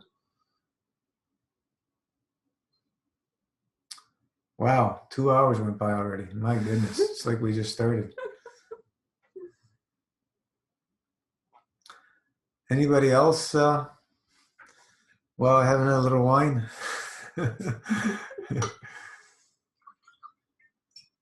I wish we could share this. We have another bottle. Gino. Yes. Yeah, I just want to share something because I think someone asked about the GI broom, right? About Earlier. J-Broom, huh? Yeah. When I was doing my 108 days last year, one day I used a GI broom because I was running out of my pudding. Mm-hmm. And then it was the worst experience ever. Like it blocked me up for a few days, and Oh. it drained me all my energy. And then I feel like my juice was not going down for a few days. Mm-hmm. And then after that, I don't know. Maybe it's because I was already, I think, in the second month of the master fast. And then it took me like a few days, and I didn't go to the toilet for a few days either. And then I was on a regular basis, I was just eliminating every day. But when I did that mistake of just grabbing GI broom instead of the pudding because I didn't have any left, and I was waiting to get my my order to arrive from Amazon. But yeah, it was like, wow, it was shocking to see the reaction of my body. Well, yeah, because you're triggered at digestion, and it stops the fast pretty much, to a degree. And the body goes through a lot of changes, as we know, when we stop the fast. So, the things that we've used, I spent many years of experimenting and to see what we can use to allow the body to remain in the elimination mode fasting state. And any of the things that we use do not affect and stop the elimination mode, which is the fasting mode. A true fast is only a dry fast. Let's get that straight. That's really the only fast. Anything else, whether it's water or the juices or the other things, they are. We selected the ones that aid in helping remove obstructions, and that's why they don't stop the elimination mode. Like, that's why we use only tinctures, no capsules. That's why we only use the tea. We're only using the energy and the spirit of the herbs. And the clay, your body can't digest it, it's rock. The charcoal, cooked to death, it's just carbon. And the psyllium husk is just the husk of a seed. Your body can't digest that. Even if you swallow seeds whole, they will come out whole.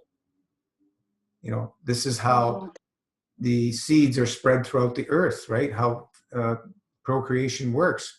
They go through our system, they're packed in fertilizer, ready to be planted. And birds, that's how they're, this is how everything gets planted in nature, and how it's been happening. Seeds don't get digested unless you crush them. And then the skin of it will never really digest of the seed. It's the insides of the nut and seeds and so on and so forth. They're very difficult for us to digest, even though they're going through us. But the skin, none of those things really activate digestion, as we've seen with what happens on MFS. So that's why we're using what we use. Another thing with the GI broom, we don't know the proportions of psyllium, charcoal, and clay, right? It could be maybe too much clay than what we use, and that would constipate. I've played around with ratios for years on this stuff, to find a good balance with it, and it works well, what we've used. So that stuff, as it's going in, it's just helped drawing and massaging the whole GI tract, as it's helped drawing the things that our body has loosened up from the fast, and it draws it into itself and pulls it through. And that's amazing. And your nose knows when it's older stuff. You can definitely smell the difference. Some people have not released deep old crap until they've hit 50, 60 days. And then it started coming out. So this is where, 108 days, good time to open the doors. And it really is. Lisa's on her third long one. She's done 208 days, folks. Still has challenges, but what she's overcome already is amazing. You know, the emotional thing is the biggest challenge for all of us. All of us, you know. I've been going with my mother for the past year. Huge emotional stuff. So we do the best we can in the situations we're in. You know, with our family, we have to love and support them as best we can. It's not easy because we all have different understandings and belief systems, and sometimes we seem to clash or whatever. But it's really hard when you know you can help somebody, but they don't want to be helped. So that's the biggest challenge that we have to overcome. But we have to allow it to happen. Especially when it's your family. We have to allow it to happen. Yeah. Because it's not our journey. It's not our journey. So anybody else, or we can call it a close.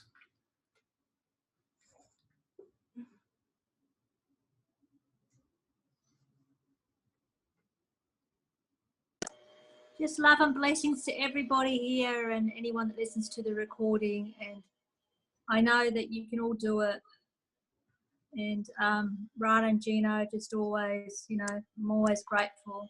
And like everyone else here is, thank you for this. I couldn't do this without this group, without you. There's no way in the world. Like I wouldn't know the information and listen to all those YouTube channel videos and just, you know, this is my eating place and my breathing place. So thank you very much. Love you all. Have a fantastic week. God bless you all. Thank you so much. God bless you. Just quickly, Lisa, what was your longest dry? Like, I don't remember that you've done. 81 hours. There you go. There you go. From somebody who could barely get to 24 hours, folks.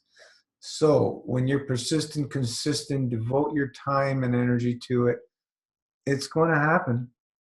Just patience, persistence, consistency. It's going to happen. It's going to maybe take longer for some than others. It doesn't matter. It doesn't matter. And you'll be surprised. Like, you know, myself, when I did my first 3 days, oh my God. And then 5 days, oh my God. And then 7 days, oh my God. And then I jumped to 12. I go, oh my God, now I know what it's really about. Because that was the real life-changing experience. But we are not here to tell people to do 12-day dry fast. This is after many, many years of dry fasts. I'm watching other people telling people to do, you know, 6, 7, 8 day, 10-day dry fast from eating sad diets. And these people are ludicrous, in my opinion. It's ludicrous to put people through that.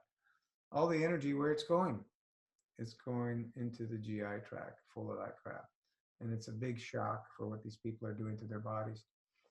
And I pray that the understanding of what dry fasting really is and why it is able to do what it does in master fasts is because we really truly have unlocked a key that I haven't seen anybody else unlock.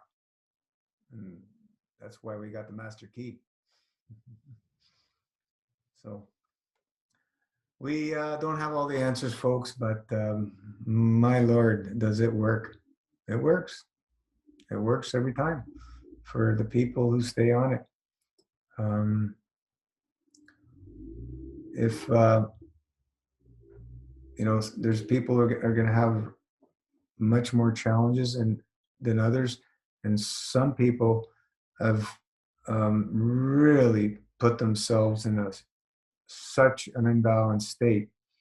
They're going to go through many challenges, and it's going to be very hard emotionally, more than anything else, to get through those, because that's the biggest challenge.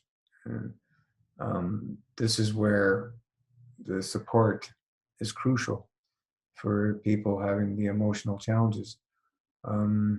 It's difficult for us with all the people, you know, sharing on the board and asking questions, and we don't even know where they're coming from or what they're doing. It's like we're supposed to assume we know what they're doing, and a lot of times people aren't even on MFS and they're asking questions. It's pretty challenging to. That's why we have those questions, so people can give us a clue of what they're doing, so that we can better help people. But it's all well, little by little.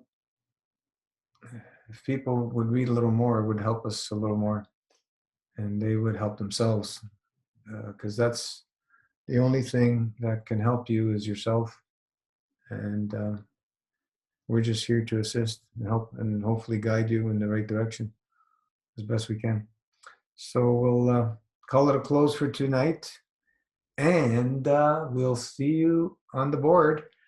And you know, Wednesday, for whoever catches Wednesday Facebook Live.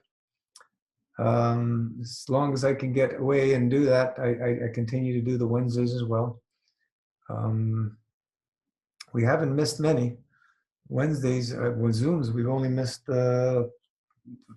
less than a handful since we started.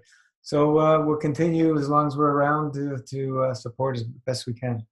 And God bless, and let's keep that plasma love always flowing. Love you all. And thank you so much for coming in and supporting and inspiring each other, because this is what it's all about. As we inspire each other, we can really feel that plasma love flowing, and that's what's going to keep us going. It won't be what's out there. What's out there is going to detour us and try and stop us. All right, guys. Love Ciao. you. Ciao.